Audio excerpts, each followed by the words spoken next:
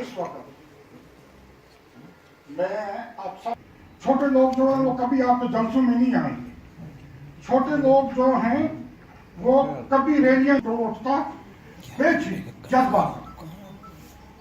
Kosher रूच में बिछे तो तुम सोन से गाम में लगे तो तुम सोन से नल कर और फिर तो हसन नल कर इन आपके जज्बात गैस कर बिल्कुल कोशर ये पॉइंट महाराष्ट्र टाइम को शेख साहब ने आज के नेश को तम साथ के महाराष्ट्र वाले तम साथ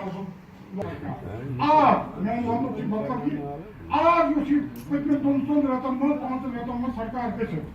अब वे आपको बनिया मजदा इस खिलाफ पीडीपी के खिलाफ और उसका मैं जबरदस्त शेर की शैली का सपूती का शुक्रगुजार हूँ उन लोगों की तरफ से जो लोग यहाँ एक आत्मनिर्भर चाहते थे एक खानदानी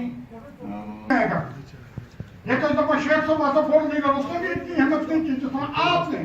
आज रोल करती हुआ मीडिया में और है ये जो जंगी माहौल है हमारे बॉर्डर्स पे तो कहीं ना कहीं अगर हम लोग खड़े नहीं होंगे तो कौन होगा।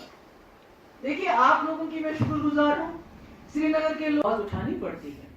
और जब कश्मीर से आवाज उठती है तो सब सुनते हैं।